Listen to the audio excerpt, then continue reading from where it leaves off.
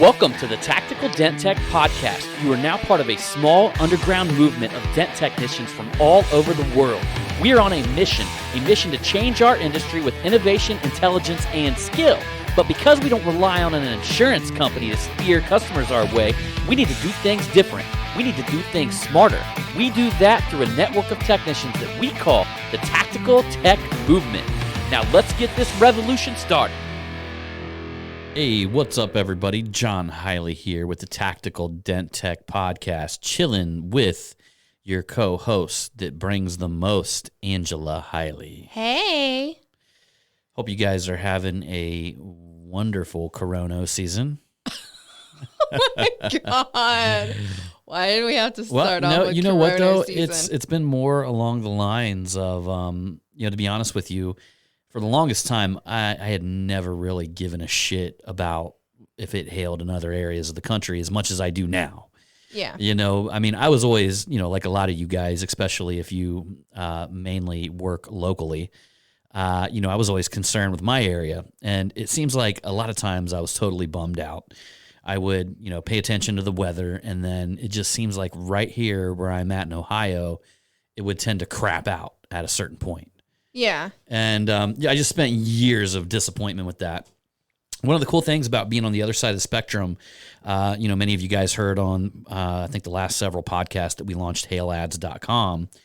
And the interesting thing about being on the other side of the spectrum is now I actually just have it set up inside of my hail mapping system that I use. And I literally just get push notifications all day. I get it on my Apple Watch. So I'm actually able to see when hail's coming through. And I get excited now. Every hailstorm excites me because I know that I get the opportunity to be a part of it. Mm-hmm. And you love it. That's so true. That's so true. Love it, love I think it, we're setting up 3 hailstorms this weekend, and we've been running multiple, quite a few hailstorms previous to this weekend. And thanks to all of you that went to the hailads.com, reserved your city. Can't wait. I want this to be one hail of a season. Ooh, that's so good. One hail of a season. Fuck Corona season. We're going to turn this into hail season. Yeah. Dent guys will stop talking about that shit. We start getting hail starts popping, starts hitting the ground. Let's stop talking about that bullshit. That's the thing. We always have this deal. Like, I'm going to say probably people start getting itchy in December, dent guys specifically. And I'm talking about over there like on Facebook and mainly Facebook, fucking Instagram. I mean, you don't really...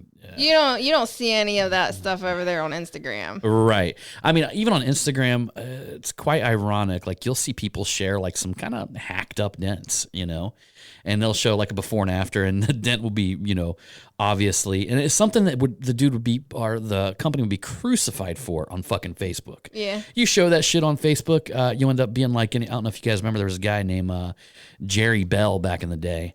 And he shared a photo that was rippled and waved, and the dude was like literally just like drug through the digital streets of Facebook and beat from an inch of his life for sharing this thing. Yeah. And did they give any type of like recommendations on how he can improve to? Well, he was combative. That's what that's the problem with that situation. Oh, is he was an old timer. And he was combative, so he was already set in his ways. Yeah, the moment that you do something like that, and somebody suggests gives you some sort of pointer or suggestion, and you're telling them to go fuck off, and you're better than all of them, and that's kind of where that went. But I understand. Sometimes it's just best to just look away, scroll down a little bit, eat a little bit of humble pie. Come on, We've all been there. It's fucking Facebook. Like, yeah. Come on. It's like I get on Facebook and I scroll down and it's like... That's what I'm saying, though. Oh, my God. Like, this is so dramatic. Like, every now and then I'll just be scrolling and I'll find something, like, really hilarious or something, like, really good. But, like, when I'm scrolling, I'm like, what What the fuck is wrong with people? Why does it have to be so dramatic for? So Facebook's known for drama, and anywhere between sometime in December to, January, February, March, depending on when the hail season starts to pop off. Yeah. You literally get a lot of very bored and pissed off dent technicians over there on Facebook. And they start to get itchy. They need to find a hobby, or they need to find something else that is like really that is good for them, but for their mental state. But it's been like this forever. Like since this even before Facebook, there was like Doording.com. Yeah, and that's where everybody, like the big wars, like that's where things caught on fire. And what it is, they're looking for entertainment. People ultimately, if you're out there and you're engaging in some sort of trolling or you're fighting with people on the internet, you're probably bored and you're looking for some entertainment. And what happens is eventually the hail starts hitting the ground. Everybody gets busy. Nobody has time for that shit. Mm-hmm. And nobody wants it. So, we got like 8 months out of the year where there's like, there's drama, but not like the type of drama that starts building up, into the year going into, the first 3 months of the year. Yeah. So, that being said, I'm looking forward to a prosperous hail season. Me too. And a lot of people getting out of that drama mindset and getting back into a mindset that's going to serve them, a lot better. And I've been there. I got to sit here and lie. I think we've all been there. You guys have seen me, and especially when I was drinking for a few years, I tend to get a lot more emotional back then. And it was like, it got worse. Well, and it got worse over time. Yeah, and there's something that I knew. I know this, that literally they actually say that when you drink alcohol, what happens is there's a tipping scale between your emotions and your intellect. Yeah. And at some point, when you continue to drink it, your emotions start to override your intellect. Yes, absolutely. And I truly believe that's probably got a lot to do with some of the Facebook gnarly little battles that are going on, as people getting in there and drunk posting and then getting into an argument with this guy and that guy and, such and such. I don't have time for that shit anymore. That's one thing that I'm very happy. It's been... Gosh, I've been sober now for about a year and a few months. Yeah. And haven't had a drink, and I wouldn't change anything. I mean, many of you guys know that a year and 3 months. A year and 3 months, yeah. Many of you guys know that I went quite a long time. I don't remember how many years, but years and years and years without drinking, and then I kind of went on a little 2-year hiatus. Me and the wifey, a little 2 years. No, we're not saying no. It was we went on a 2-year bender together. No, you're the one that had the problem. Things got a little wild. You guys seen it. I'm not hiding anything. And people were probably like, "How in the fuck did this woman put up with this man? I'm not hiding anything. How did she do it?" Honestly, that's where probably my dark side, the darkest side of myself, comes from that. Exactly. You did not have control over that. You did not have control over your dark side. And when you don't have control over your dark side, and anytime bad shit's going to happen. Yep. And any time that I've ever been in any trouble at all in my life, somehow alcohol was involved. So, that being said, I'm personally better without it. I'm not saying that it's not great for some people. We're actually just talking about there's this guy who works down at a grocery store that we go to, and it's a very, very high-end grocery store. It's called Dorothy Lane Market. Mm-hmm. We just went there. Some of you guys probably seen some of the photos, or if you're on Instagram and you've seen my latest Instagram, hint, follow John Hiley. So have you seen some of my Instagram peeps out there? You've seen I just posted a steak. That's a prime steak. They fucking cook it there. It's an insane market. They cook the meat right there for you. They've got some of the best seafood. They've got just the best of everything. It's I will say, like, during this time with all this shit that's going on, this is one grocery store that you can go into, and it's you feel like nothing has changed. There's nothing crazy going on in this world. People are not acting chaotic out in there. Like, you go in this grocery store, and it's like a breath of fresh air. It's fucking higher end. It's not like walking into Walmart. No, it's not. But it just makes you feel normal, and it's just it's a great feeling. So rolling full circle with that, there's a guy who works there at that grocery store named Rodney. And this guy, nice guy. He's probably probably 30 some years old, and he's been a bagger ever since I've known him. And a little backstory about the supermarket. They're like a family ran business. Yeah. I know both of the owners. I've worked on both of their vehicles. Calvin, he goes out of his way to talk to me every time I'm in there. Norm, his father, who owns the store, is a little bit grumpier, but he's hilarious. He has the right to be individual. grumpy. He's earned his grumpy status. But they run like a, I talked to him because I'm like, their employees are all so nice. And I asked Calvin one time, I'm like, how did you hire so many like good people? Yeah. And he just said that they treat people like family there. And a lot of people work there for a long time. It's got a great culture. They're a big part of the community. And there's a guy named Rodney who works there, and he's a bagger, and he's like 30 some years old. He's ever since I've been there. I mean, I've been going there for like 10 years. He's always been a bagger, and he literally every day after work gets shit faced there. I mean, fucking shit faced, because they got this area where you can drink wine and you can order beer, and he's just over there getting hammered but he's like a evening. Little social butterfly. He's a social. He doesn't get hammered like I get hammered. No, he walks like I would have lost down. my job if I got hammered in there. If I got drunk in there every night, because I would have eventually something would have went wrong.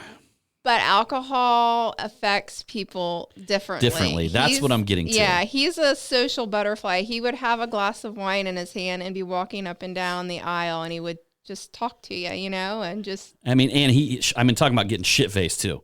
I'm not talking about just getting like normal, like, hey, tipsy. I just had like a few drinks, head home. I'm talking about like he's in there getting shit faced Like every night. Like you drank a bottle of wine and then or two. he walks over to the Mexican restaurant down the street, Elsa's. Elsa? Which any of you guys that came up for the Dents for Kids, we took everybody there. And one of the mega media events, we took everybody there. Yeah, and Corey Fisher took the dress. Yeah, we had that podcast. Corey Fisher stole the dress off the. I probably shouldn't even say that. Corey Fisher stole it. All right, so. But I told him to. Yeah. He did it. But anyhow, like, long story short, we mailed that dress to him, so he has that. So if anybody talks to Corey, you need to tell him to like get that dress out and. Yeah. So they actually make these things called bad wands there. Yeah. And these are like, fuck you up. I remember Christina from Anson. And, Christina, I have very rarely seen her like shit face. Like, I've seen her drunk, Yeah. but not like straight, like her and Craig. And I told him, I'm like, they actually say on the menu, they only serve you two of them. And it's a margarita, but they fucking just lace that bitch with tequila or whatever else they put in it. Yeah. I mean, it just gets you so fucked up so quick that you don't even understand it. But they'll keep serving them to you there. Yeah. They will keep serving them to you there. And I just remember her and Craig. As long as you're not driving. They were hammered the first night. Well, I actually had a guy serve me like 6 of them one night. And then at the very, he serves me the last one. He's like, are you driving? And I looked at him, I was like, oh yeah, I rode my motorcycle here. And, but Rodney will literally get shit faced at Dorothy Lane Market and then walk down to Elsa's. Yeah. And get like double shit faced down there. Yeah. But he doesn't cause any problems. No. He doesn't get into fights, or he doesn't. He doesn't cause any havoc. He's just having a good time. He's in his own little world. I get a mean streak in me whenever I'm drinking, I mean, Yes, I mean, next thing you know, I envision myself punching people in the face, and I start really kind of getting more aggressive. And that's not good. Yeah, that's by nature, guys. What you got to understand about me, by nature, I'm a little bit aggressive anyway. I mean, and I don't even try to do it. Like, some people will just be around me and they'll start to feel intimidated. And it was so hilarious because even Mary, Mike's wife, which everybody, she's such a sweetheart. And Mike, he cracks me up too. But Mary actually, she wanted she came up to me to talk to me about something. I don't remember what it was. And she stops herself and goes, "Oh Lord, John Hiley is not intimidating." She's like looking away from me. I am not intimidated by John Hiley. Yeah, by John Hiley. So I don't try to do that, but I've been like that. I've been like that my whole life, is because I can go from being very, I could literally be having a good time laughing and all this kind of stuff, and then go right into a serious conversation. Yeah. And my demeanor could change in a moment, because when it comes to business, I mean, I'm a, you know. You are a cleaner, sir. You are a straight up cleaner. You ain't no fucking cooler or a closer. She's talking about didn't we talk about that book before on one of the previous podcasts? You know what? Listen, I don't really want to. Okay, so there's 3 different types of people. You got your coolers, you got your closers, and you got your cleaners. I can't really go into like a lot of detail, but I mean, I could say, oh, that person is a cooler. No, that person is a closer. No, that person is a cleaner. But I really recommend checking out the book Relentless. Mm-hmm. I would almost say that if I was to give a definition between a cooler, this has been a while since I read the book myself. She wants me to reread it, of course, or listen to it. But we get a cooler, a closer, and a cleaner. Yeah. What I see is somebody who's a cooler really lets their emotions. They let their emotions take over them instead of controlling what they want the outcome to be. They let emotions, they let people, they let everything get in the way. Things kind of stand in their way, pull them from whim to whim, and they're kind of like a piece of driftwood floating down a river, just hitting a rock here, hitting a exactly. They don't have a clear cut path, and they haven't really decided to make a decision to stick to that path. They're kind of just out there drifting, being pulled from emotion to emotion. And that right there would be somebody. And I mean, they can be good employees. They can definitely hold down the type of job. I'm going to call it a job because, a lot of folks in the dent removal industry have a really good job. They can make a ton of money and they can work for themselves. They don't have to have a boss, but they don't necessarily have to be somebody who is like a super crazy good entrepreneur. Exactly. Mm-hmm. So they really just got to know how to manage their time, how to get, whatever leads. They got to figure out a way to do that and then, produce the work. And you know what? It's an easy path. Mm-hmm. I don't think unless you have another form of mastery in your life, like you have something that you're trying to master. I don't care if it's fucking karate or something. I feel you're always going to have this pull inside of you that it's never fully complete. You never feel fully, you never feel completed with what you're doing when you're drifting from thing to thing. Yeah. And if you form mastery around one thing though, you're building the skill sets to form mastery around anything. Yeah. It was one of my coaches actually told me that he's okay. He'll actually work with you. He's okay as long as you form mastery around something. Yeah. Because usually the same skill sets that you form that mastery around can be applied to anything. Yeah. You're just deciding to put that skill set into that one thing. You're not taking it and saying, okay, well, I mastered fucking jujitsu, right?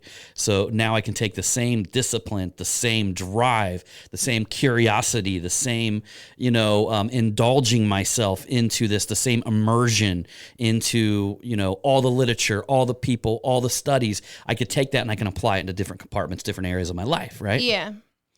You're just choosing not to. So, in my opinion, that the cooler is somebody who's just kind of driftwood, floating around, being pulled by emotion. They can do really well in some circumstances. But they also need a lot of encouragement. They the need emotional. A lot of. That's where I have problems with certain people because they need that validation. They need that. They need that constant approval. Yep. One person I can honestly think about, because the gentleman that wrote the book, his name's Tim. I forget what his last name is.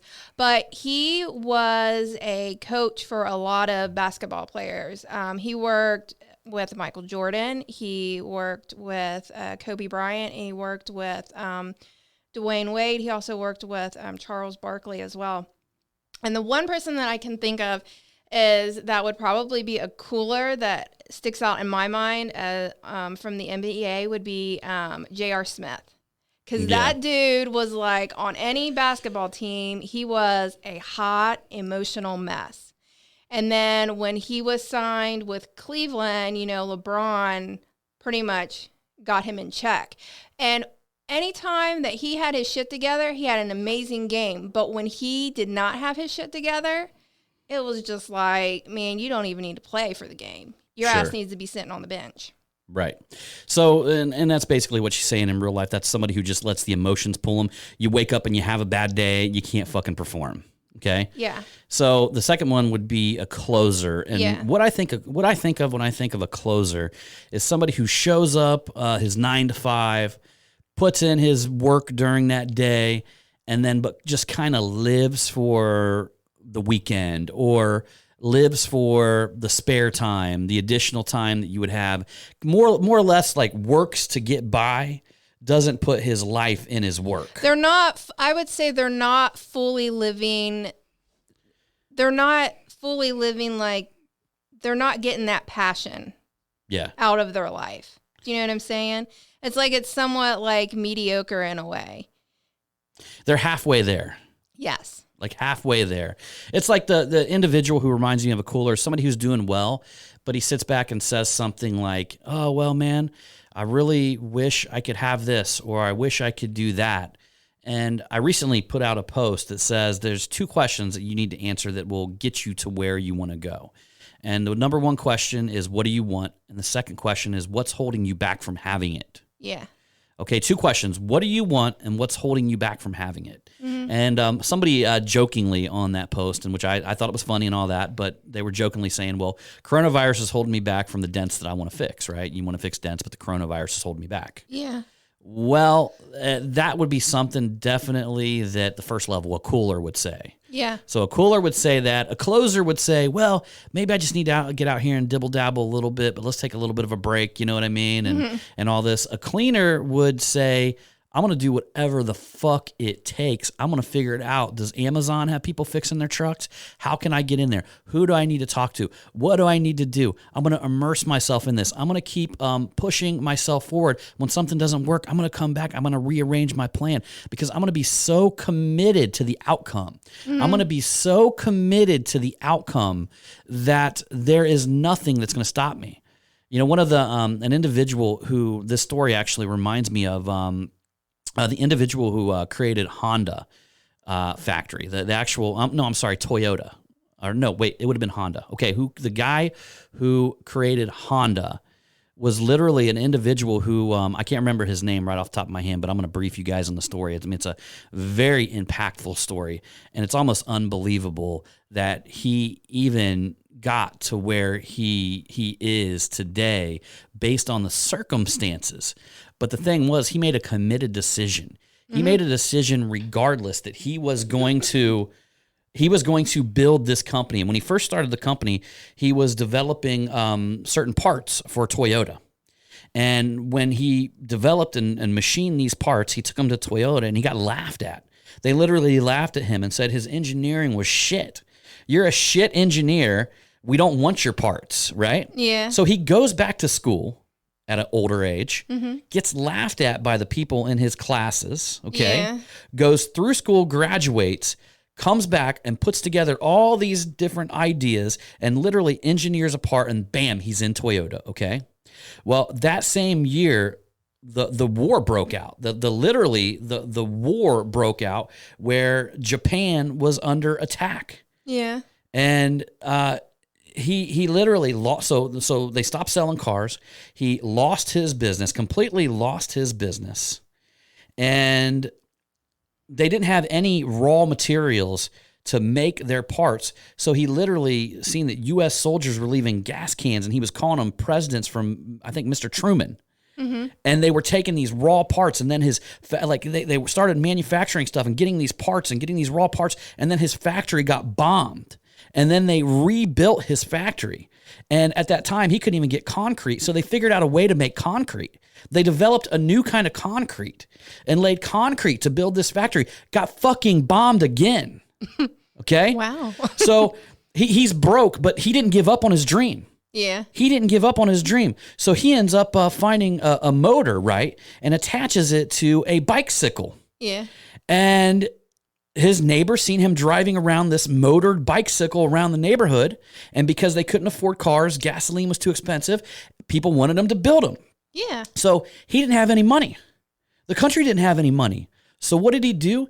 He wrote a letter to 5,000 fucking bike shops, getting 3,000 of them to front him the money. Yeah. To begin building this motorcycle. And the first one that they built was a bust. It was a bus. Like it was too big. It was too big and it was clunky and it didn't work right. Yeah. So what did he do? Did he give up? Nope. He went right back at it, and he got his so-called overnight success when it was cresting the Super Cub, which is now a motorcycle today that Honda is known for. Mm-hmm. That was the start of his empire. See, that's a man right there that's a cleaner and is fucking committed. Listen, there's a difference, guys, between being committed to fucking results. Yes. Okay, making a decision, that means that there's no going back. I've talked about this on the previous podcast. It's either you make it or fucking die. One or the other. And until you get that bullshit fear out of your heart, you're always going to be one or the other. You're going to be the closer. Maybe you got a little bit going, or you're going to be, even worse, the cooler, the guy that just gets pulled from whim to whim, thing to thing, right? Yeah. And until you step up and you make a decision, all right, one that you can't go back on. You make a real decision. It means to cut off any other. It means to cut off any other option. Mm-hmm. And that's what Honda did. Mm-hmm. And that's an example. I mean, could you imagine going through that? Your fucking place gets bombed. You guys are talking about 30 days being down with the coronavirus. People are looking like they're ready to throw in the fucking towel. When I see that stuff, I'm like, well, that's somebody who I don't want to fuck with. Yeah. Because you ain't even got the wherewithal, number one, to make it through fucking 30 days. I hate to tell a lot of people this, and, I may catch some criticism for this, but if you don't have 30 days worth of income to float your business for 30 days, you probably deserve to go out of business. Period. Let's just think about that, guys. What have we been taught in economics? And the bottom line, you personally, if you don't have fucking 30 days, 60 days worth of money to get you through. Yeah. How many fucking people in your life have told you to save your fucking money your entire life? And it's really not that hard to start doing it. That's nobody's fault but yours. That's true. But what do you do? What do you do from this situation? You learn from it. Yes. Okay? You learn from it. Now you can understand why it's important, because if some serious shit actually hit, if some real serious shit actually hit, and I'm talking about something way worse than this, because guess what? Yeah, it's bad. Yeah, of course it's bad. I feel sorry for anybody who dies from it, things like that. I mean, I feel horrible for the family, for all that kind of stuff.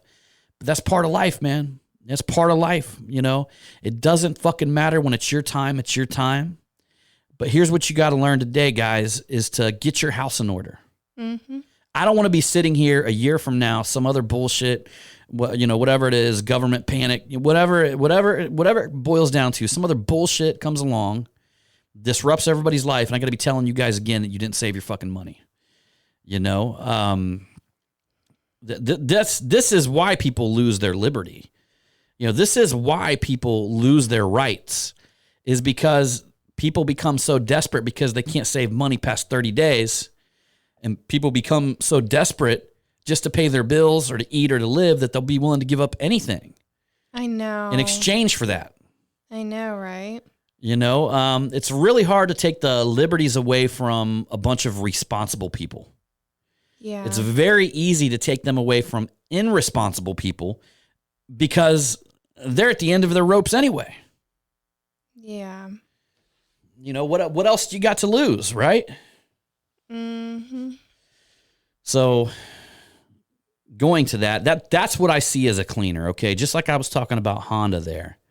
That's a fucking cleaner. That's somebody who's committed.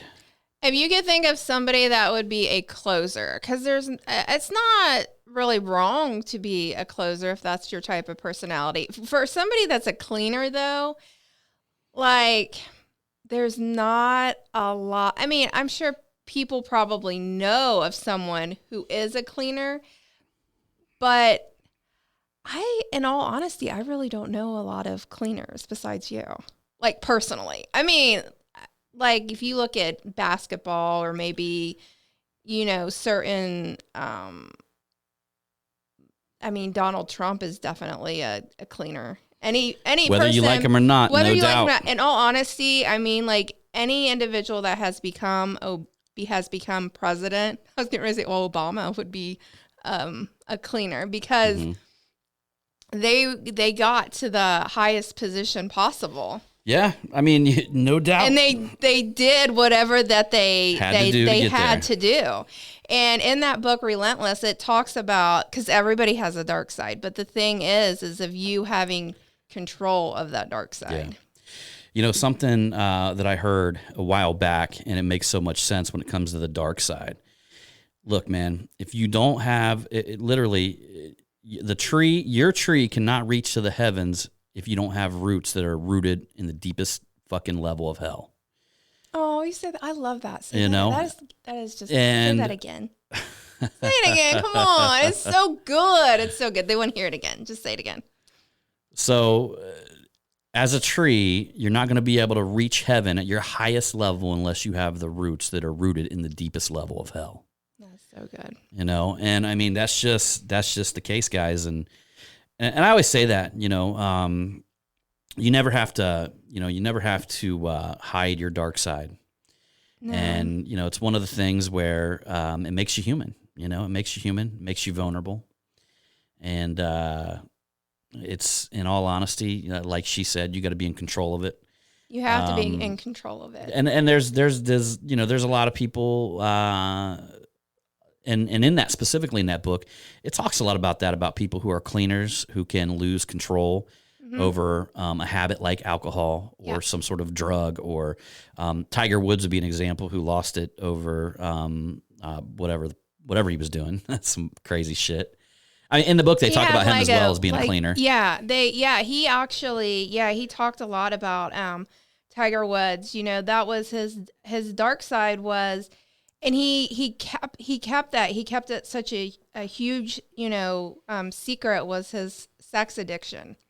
Yeah. And what, here you seen him in the spotlight, and he was this very well, clean-cut individual. I mean, like, picture perfect family, all this and that. You would never in your wild imagination think that this guy was doing the shit that he was doing. And then all this stuff comes out, this and that. And in the book, the author talks about how it just really got to Tiger Woods, and it was like a downward spiral, for him. He even said that, like, when he did his big apology on national TV, apologizing to everybody, like, even the author said he shouldn't apologize. He should have just owned it. Yeah. Owned it. But yeah, and would it make sense? Like who the fuck is he apologizing to? I know. Does he really owe anything to me or you? No. Look, he's out there playing fucking golf because we decide to look at him as some sort of family icon fucking dude. He doesn't owe shit to me. He doesn't owe shit to you. No. He doesn't owe shit to his sponsors. He's probably got them all back by now, to be honest with you. I'm pretty sure he does. I mean, the only person he should have been apologizing to is maybe his wife and his family and all that kind of stuff, right? Yeah. And he didn't owe us a fucking apology. No, he didn't. I mean, there's probably somebody listening to this right now that's got a sex addiction. Probably so. I mean, hey, it's what it is. It is what it is. That always reminds me of that movie, Blades of Glory, with like Will Ferrell and Napoleon Dynamite. Yes. I think the movie's called Blades of Glory. And they're ice skaters. In that, Will Ferrell's a sex addict. And he goes, oh, he is? Yeah, and he goes to these sex addict meetings, and the whole meeting is like full of guys and girls in there, talking about how they're sex addicts. Mm-hmm. And the whole time they're getting all horned up while they're talking about it. And literally there's people like there's police afterwards driving through with lights on the bushes going, "Hey, get out of there," after the sex addiction meeting. Yeah. Oh my. My. I don't even know. Do you think they have sex addiction meetings? Where people go there I think people go to you know what? That's just me. But I mean, like a meeting, hey, hi, I'm John, I'm a sex addict. No, I think they go and go speak with a therapist, because there's, in all honesty, when somebody's like that, there's some major underlying issues that happened to them when they were a child. when they were a kid. I mean, look at R. Kelly. Yeah. I mean, you know, there was a lot of bad shit that happened to him when he was a kid, and unfortunately, he just didn't get the proper help, and his dark side overcame him. See, he had no control over his dark side whatsoever. Right. And look where he's at now. Right. He's sitting in jail. Yeah. Getting ready to go on trial for his hot mess that he created. Hey, that being said, guys, I'm just telling you right now that we are actually sitting in the new podcasting room. I can't believe I didn't say anything at the beginning of the podcast, but this thing, we built it out. It's been probably a couple weeks in work, right? Yeah. A couple weeks. That looks awesome. And I had an additional office here at the shop, and it's kind of neat. It's got like a little window actually in the office. So there's a window that you can kind of look out and see outside and into the lobby area. And then there's also a window over here on the other side. We got Hank in here. We've got a back wall done with barnwood. Really cool. I'll have to, throw out some video of this place, but it's, we're actually sitting across from each other. We've got the professional mics. Hopefully we sound better. The room actually maybe we should think about doing like acoustic a live foam, like a live podcast. Yeah, we should do a live podcast. We haven't did one of those in like forever. And but the room has acoustic foam around it. It's carpeted, and it's also got one of them. I don't really know what the ceiling's made out of, but it's almost like that foam ceiling that you see in offices. Which hopefully it just all of that tying together, we should have the sound on point. Yeah. Not going to sound like in our echoey kitchen anymore whenever we do it over here. Yep, that's true. Yeah. So. So true. Hey, and just a heads up, guys, I know I talked about this last week, but we do have, currently we're running that deal for the $997 for a 5-page website. But what it is, it's actually a landing page, and it's got 4 blogs tied into the website. Mm-hmm. And we actually did this really cool thing where we took the blog articles and converted them into website pages, but also used that other end to build up the blog. It's a really neat setup, a beautiful 5-page website. We do all the copywriting. So we actually, once we get your information, we got a little form that you fill out after you purchase the website. It automatically gets sent to you. Not only does it get emailed to you, but you also land on that page to where you can click the button and fill the form out. And then once you fill that out, how we have this streamlined, it actually shoots directly to my project managers, and immediately they start working on that, meaning they send your information over to my copywriters. My copywriters actually go and read about you, look into your business, look into you. We give them some key things. They get a feel for who you are. And then that starts happening while my project manager starts putting everything together, all the little details, social links, in a process that we call discovery, where they're trying to discover, everything else they need to know about you. Mm-hmm. And at that point, once the copywriter's done, this discovery process is done, we actually hand it over to the builder, and the builder puts it all together, and then boom, we churn out a website. Mm-hmm. This is something that I was obsessed. I actually created what I would like to think of as like a website building machine with my staff, and the people that we have are amazing. We actually almost, I would say 99% of the time when we send a website over to somebody and they say, wow, that looks amazing, they don't even want to make a change on the website. Awesome. So they immediately just want to go with it, like when we're finished with it. We got specific, we have all the photos you need. We have all the video you need. We have the copywriting you need. It's like one of them things I like to call like a turnkey package. And until tomorrow night, this should drop tonight, it's Saturday night. Mm-hmm. So tomorrow night, at midnight, we're closing out that sale, and it's only $997. And we're doing this like kind of like a stimulus package to help stimulate your mind, man. We're stimulate your mind, Craig. But we also got a 3-payment option as well. So if you guys want to break it up into 3 payments, we can do that. After that, it's $97 a month. We host it. We have the SSL. We also put you into our groups. We put you into our education system, and all kinds of good stuff. Yeah.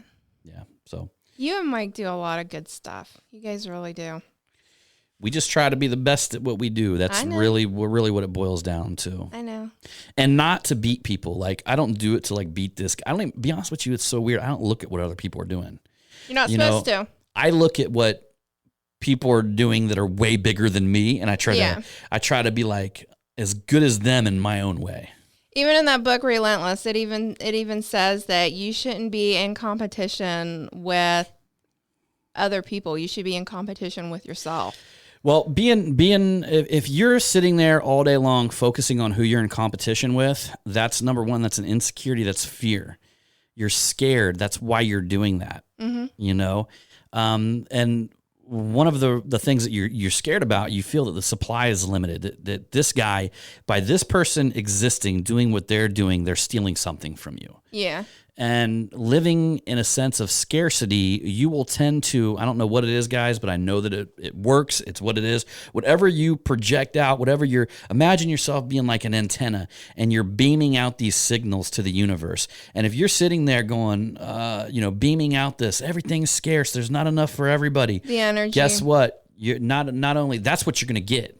Mm-hmm. And a lot of it even breaks down to that they talk about our mind is broken down in a specific way to where we literally, our reticular activation system at the base of our neck is like a Google search engine, and it will filter out the things that we're not searching for. It'll only connect you with the things you're searching for. Yeah. So if you like walk around in a world and you feel everything's scarce, there's no opportunity, you will literally see a fucking opportunity, but you won't be able to see it. Yeah. Because you are so set in your mind that everything is scarce. There is no opportunity. You can't even see the fucking opportunity in front of you because of that. Yeah. You know what I mean? It doesn't align with your core values. It doesn't align with the deepest level of your thoughts. Mm-hmm. But when you sit there and guess what? It is abundant. You know what? This coronavirus, have you heard me even say anything of the nature of scarcity when this whole thing was going on? No. Not at all. I think and I haven't drove felt you. You basically took this situation and it just like gave you an extra jolt of you getting out there and doing more, building more, and what happens that's when another you aspect do that right there of somebody that's a cleaner. Well, another aspect of that is opportunity starts to come your way. So when you start living in that, you start seeing opportunity starts to come your way for several reasons, because you open up your mind to accept it. You're looking for it. I'm looking for opportunity all the time, right? Yes, you are. The second thing is other people who have opportunity and who can give you opportunity will not align themselves with somebody who thinks in scarcity. Yeah. It's like an unhidden language that we talk with energy, know? And I don't give a fuck what it is. You can lie about it. You can hide it. If you're feeling scarce and you're feeling scared inside and you're sitting across the table with somebody and you're having a conversation with them and they're thinking abundance, they're thinking bigger, they're thinking about growing, somehow them two energy signals are going to clash and nothing's going to fucking happen. Exactly. Right? You're not going to be working with them. They're not going to be working with you because your two visions of the world do not align. Mm-hmm. So that's another reason why some people think that whole law of attraction shit and all that stuff is like you just sit there and you think optimistic and these things are supposed to be attracted to you. It goes so much fucking deeper than that. Yeah. In fact, the reason why you want to have that feeling of increase, that feeling of abundance is because when you get around people, it's what they fucking want and they can see it and they can feel it in you. Mm-hmm. So you breed more. It's like you shining your fucking light on the world. Mm-hmm. But you know what? That shit's going to fucking test you. It always does. And it's so funny because almost every business situation that I've ever been has a dip where you're going, and then all of a sudden it dips down. And it used to be when that dip hit, I would say, oh shit, and I would start hunting, like gathering, right? Gathering. Like, okay, well, I got to get this together. I got to get this together, right? Got to do this, got to do that. But now I know when that dip hits that I'm like, oh, it's time to get ready because it's going to the next level. It always does. And if you talk to almost every successful entrepreneur, all of them felt that dip. And what that is, that's to test your faith. Are you going to go into scarcity? Are you going to go into hunter-gatherer, hunker down type, mentality? Or are you going to fucking, you're going to stand tall, right? Are you going to feel that abundance even when the opposition when it looks exactly opposite. You know, it's going to test your faith. And at that very moment, as soon as I know my faith is about ready to be tested, I'm like, fuck yeah. I'm like, you know what? Because I'm going to ride this John's bitch to all the next in. level. I'm going to ride this bitch to the next level. And I feel it coming and I expect it. And it always works out that way, guys. It does. So, yeah. you know, what I'm telling you is not like, so I'm not giving you advice. I'm telling you what I live. And I'm also telling you what a lot of other successful people that I put myself around live, you know? Mm-hmm. It's a blueprint. But the crazy thing is it's a blueprint. But the interesting thing, that's why I always laugh when there's like a guru that comes along that says they have the absolute ultimate system that's going to change your life, going to turn you into some, you know, very successful person. Because the truth is every system is uniquely tailored for you.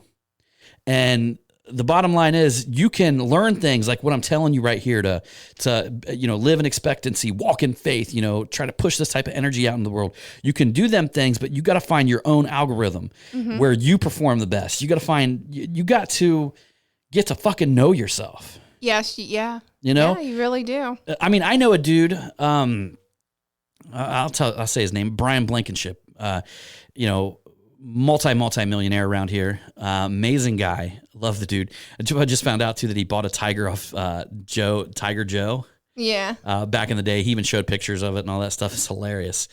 And the tiger's actually in a sanctuary now. But you know, the funniest things. But you know, talking to him, you know, I'll just give you an example. Like everybody talks about like how like early bird gets the worm and all this kind of stuff, right? Brian sleeps all fucking day. Brian's a multi-millionaire. I mean, talking Lamborghinis, fucking, you know, real estate Mongol, sleeps all fucking day long and works all night. I guess that works for him then. Well, I think he likes it because there's no interruptions. And his team, he's on it. I mean, think about this. He just says, he goes, my team don't want me around. They think I bug them. I bother them, right? Like I'm gonna go in and bother them during the day, and they're not gonna get as much shit done. So I let my team do what they do. Yeah. And then all night long, I'm working. Yeah. And then I sleep all fucking day long. Yeah. That's an example of somebody who figured himself out. Yeah.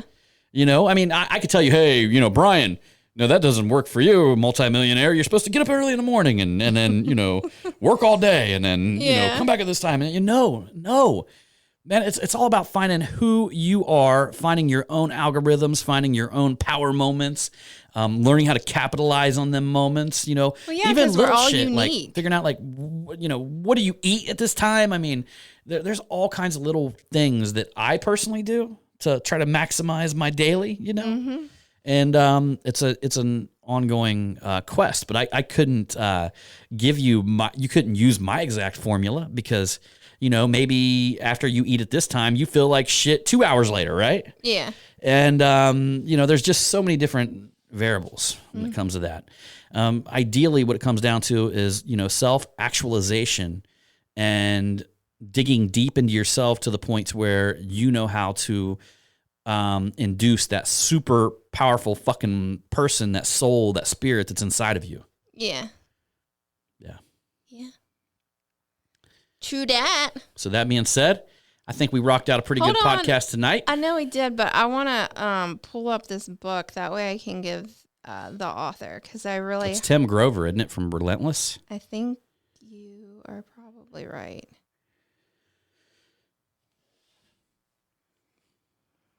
Yeah.